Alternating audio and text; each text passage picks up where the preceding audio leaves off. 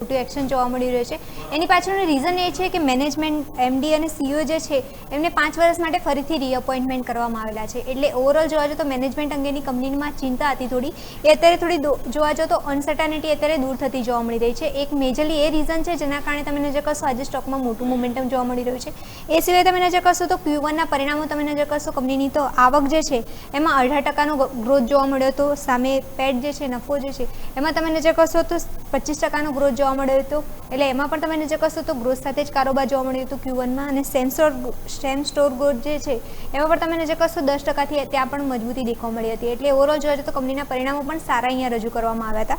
એમાં પણ તમે નજર કરશો કંપનીએ અત્યાર સુધીમાં 27 નવા સ્ટોર જે છે એ ઉમેર્યા છે કંપનીએ. તો એના કારણે પણ કંપનીને લાંબા ગાળે આવક સારી જનરેટ થતી જોવા મળી શકે છે.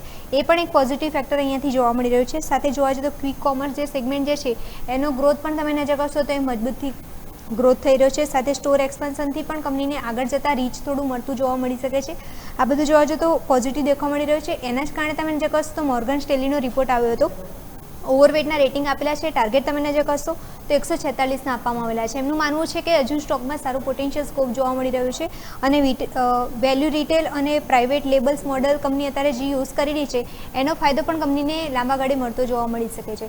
એટલે ઓવરઓલ જોવા જઈએ તો બ્રોકરેજ રિપોર્ટ અહીંયાથી પોઝિટિવ હતો. સામે મેનેજમેન્ટમાં અત્યારે જોવા જઈએ તો જે અનસર્ટનિટી હતી એ દૂર થઈ છે. એના જ કારણે તમે નજર કરશો આજે સ્ટોકમાં સારું મોમેન્ટમ જોવા મળ્યું છે. ઓકે, તો ખૂબ ખૂબ આભાર મિનલ માહિતી બદલ. તો VMM વિશાલ મેગામાર્ટ મેનેજમેન્ટને લઈને જે રીનિમણૂક કરાય છે એના લીધે અને આજે બ્રોકરેજ રિપોર્ટ બી હતો એને લીધે શું ખાસી પોઝિટિવ એક્શન આપણને 10% સુધી મૂવ જોવા મળે છે વિશાલ મેગામાર્ટ. તો આજે ખાસું મૂવ તો આપણે અપડેટ અહીંયાથી જાણી લે.